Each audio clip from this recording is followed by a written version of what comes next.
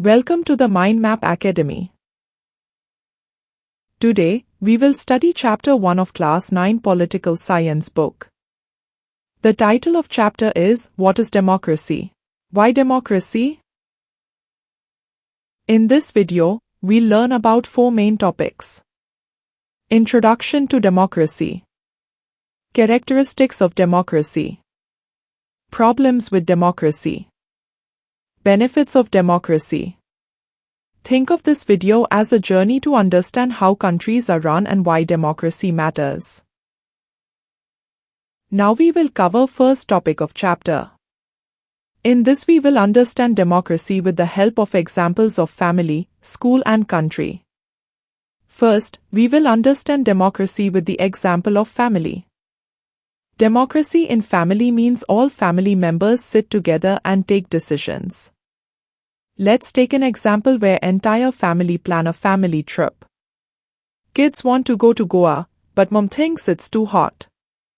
Dad prefers Manali, but kids have already been there. Grandparents suggest Shimla to visit family. They all discuss and choose Shimla, making everyone happy. This is how democracy works in family. All members discuss together on important topics and take decisions together. Imagine if only one person decided the trip. How would that feel? Tell me in comment. After the example of family, now we will see the example of democracy in school. We will understand democracy in school with the help of class representative elections in school. Entire school students are divided in 12 classes. Each class elect one representative and sends him in CR assembly. These elected CRs in CR assembly take all important decisions of school, like when annual games will happen and where school trip will go. Now, there are some rules so that school democracy runs smoothly. Decision by CR assembly. All important decisions of students are taken by this elected CR assembly. Free and fair elections. All students are free to contest elections and there will be no fraud in elections. The candidate who gets maximum votes will be declared as CR of class. Equal opportunity. All students will vote in CR elections without any restriction and vote value of each student is same. Limitations. There are some fundamental rules of school which elected CRs can't violate. How many of you have participated in CR elections in school? Tell me in comments. After understanding examples of family and school, now we will see how democracy works in a country. Let's take example of Lok Sabha elections to understand democracy in India. Entire country is divided in 543 parts for Lok Sabha elections. People in each of these 543 parts to voting and elect one leader from each of these parts. These 543 elected leaders sits in parliament and take all important decisions of the country. We can call these elected leaders as members of parliament or rulers. We can give definitions of democracy from this example. Democracy is a form of government in which rulers are elected by people. Similar to school, there are some rules of democracy in country as well. Decision by elected leaders. All major decisions of country are taken by these elected leaders. Free and fair elections. All citizens are free to contest elections and there will be no fraud in elections. The candidate who gets maximum votes will be declared as elected. One person, one vote, one value. Vote value of each adult citizen is same and which is equal to 1. Rule of law and respect for citizens' rights. These are limitations on the power of elected leaders. They will have to follow the law of country and they can't violate the rights of citizens. Next, we will see few examples of non-democratic countries so that we can understand difference between democratic and non-democratic governments. First example is Myanmar. In Myanmar, army controls the government and people had no participation in decision making. Next example is Chile. In this country, dictator Pinochet ruled country but was not elected by the people. Hence, it is not a democratic government as ruler is not elected by people. The last example is of monarchies, in which are countries like Saudi Arabia where king rules the country and these kings are not elected by leaders. These three examples shows that if rulers are not elected by leaders or people have no participation in decision making, then country is to be considered as non-democratic. In the second topic we will understand characteristics of democracy. If we are given example of any country and asked to tell whether that country is democracy or not, we will have to search for 4 features of democracy in that country. If these 4 features are present in that country, then that country is democracy. Now, let's see these 4 features of democracy. Decision by elected leaders.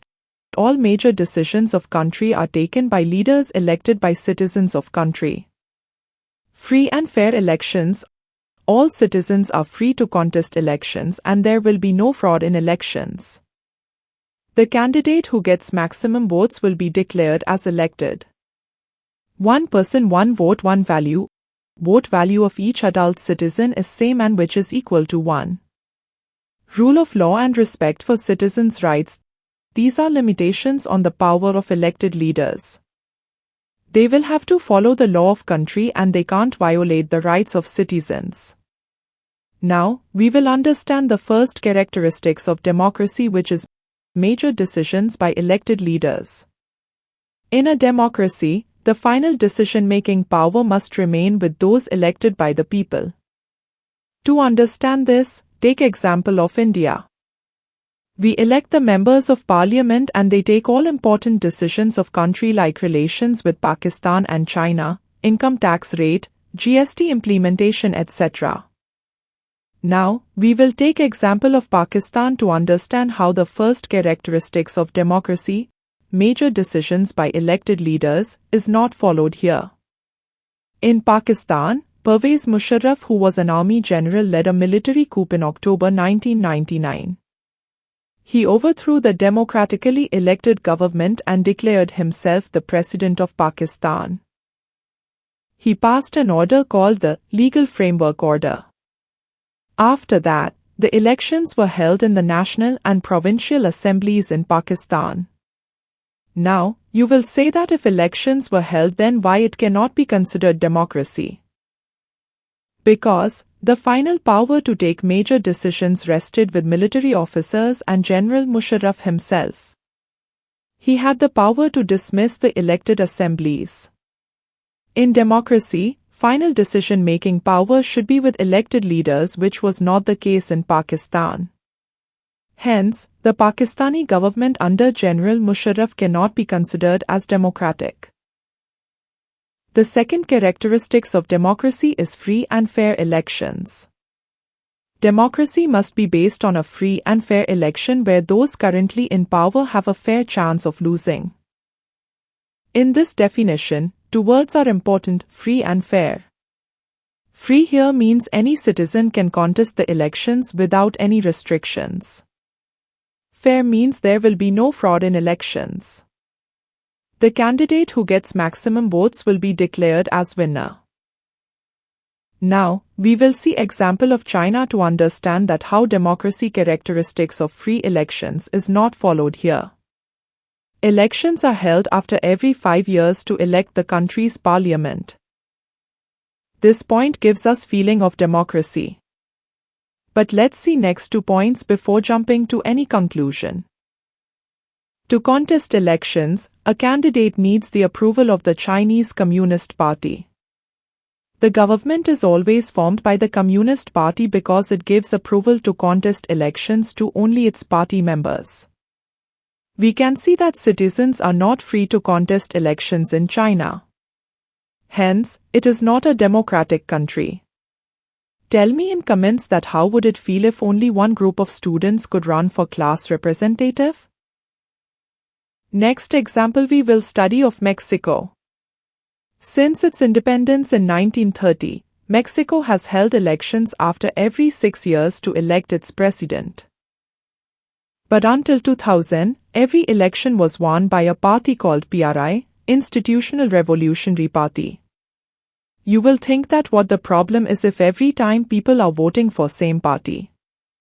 To know the real issue, you need to look at the third point. The PRI used dirty tricks to win elections.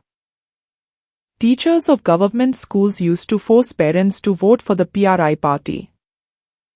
Media didn't cover the good works of opposition political parties. Sometimes the polling booths were shifted from one place to another in the last minute, which made it difficult for people to cast their votes. The PRI spent a large sum of money in the campaign for its candidates. All these activities of ruling party violated the second characteristics of democracy, fair elections. Hence, Mexico during this time can't be considered a democratic country. Assume that if some students get to cheat in class representative elections. Is that fair? Tell me in comment box. The third characteristics of democracy is one person, one vote and one value. To understand this concept, think about diversity of India. We have North Indians and South Indians, poor and rich, villagers and city dwellers, men and women irrespective of status and culture of citizens, all have same value of vote which is equal to 1. This concept means that all citizens are politically equal. Now, we will look at 3 countries which don't follow the rule of one person, one vote and one value. The first example is of Saudi Arabia. In India, women have voting right and their vote value is equal to men. But in Saudi Arabia, until 2015, women didn't have voting rights. The second example is that of Estonia, where Russian minority didn't have right to vote. Hence, this can't be considered as democracy as few people didn't have right to vote. The last example is that of Fiji. In Fiji, the citizens were divided into parts: indigenous people and the people who had migrated from other countries. The vote of an indigenous Fiji has more value than that of an Indian Fijian. Hence, this example violated the principle of equal vote value of every citizen. Tell me in comment box, why should everyone have the right to vote? Now we will study the fourth and last characteristics of democracy: rule of law and respect for citizens' rights. This rule puts limitation on the powers of elected government. Government will have to follow rules written in Constitution and they have to respect rights of citizens. Let's study the example of Zimbabwe, which didn't follow this fourth characteristics of government. Since independence in 1980, Zimbabwe has been ruled by the party that led the freedom struggle, ZANU-PF. ZANU-PF made Mugabe as president of the country. He used unfair practices in elections. Public protests and demonstrations against the government were declared illegal. There was a law that limited the right to criticize the president. Television and radio were controlled by the government and gave only the ruling party's version. All these activities violated citizens' rights. The government ignored some court judgments that went against it and pressurized judges. This action of the government violated Constitution. Hence, Zimbabwe government under President Mugabe violated both aspects of fourth characteristics of democracy: citizens' rights and Constitution. Think of the similar situation in your class. Imagine if only one student could always be class monitor, no matter what. How would you feel about it? Tell me in comments. Now, we have studied in detail all the 4 characteristics of democracy. These are listed here for your revision. We have understood the democracy and its 4 characteristics in detail. We have also seen an example of few countries which don't follow these important characteristics of democracy. Now, let us understand some cons or disadvantages of democracy.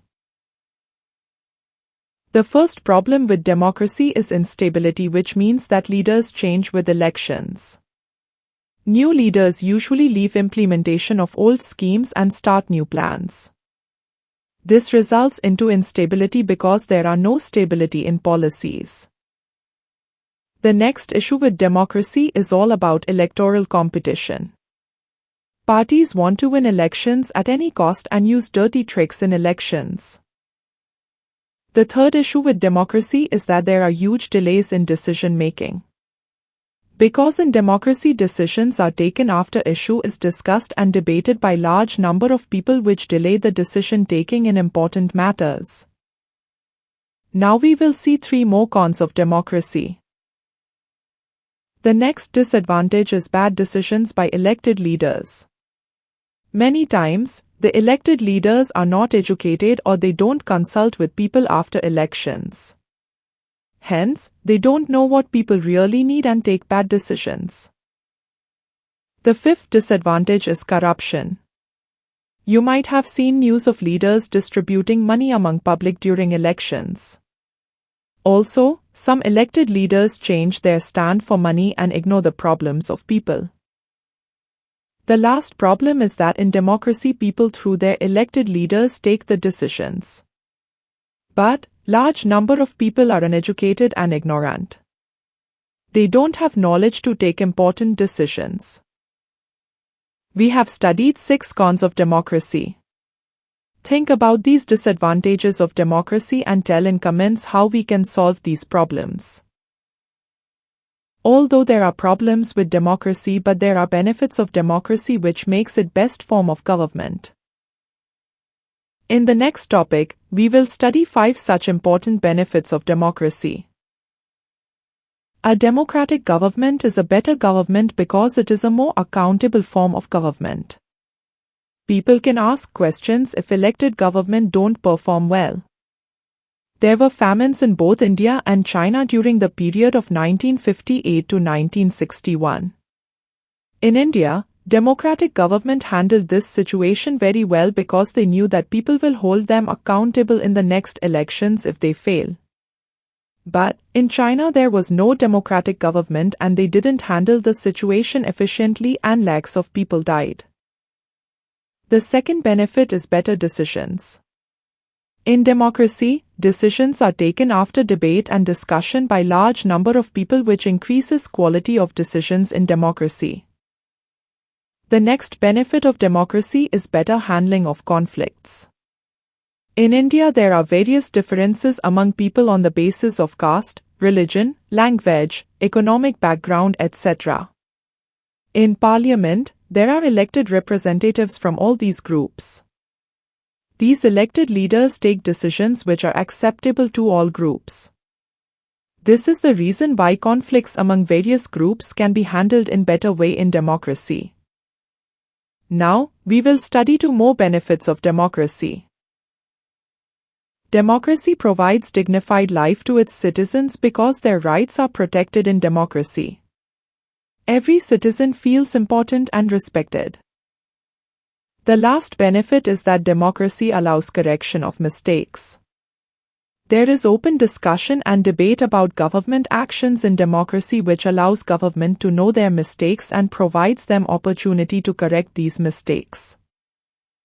We have covered all important benefits of democracy, and now you would have understood why we are lucky to be born in a democratic country.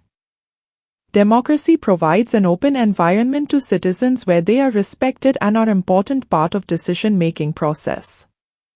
You can download the notes of this chapter from link in video description. One more video of this chapter will be uploaded soon, which will cover multiple choice questions from this chapter. Thank you for watching this video and tell me in comments about your feedback. Like and subscribe my MapAcademy channel to watch more such educational videos.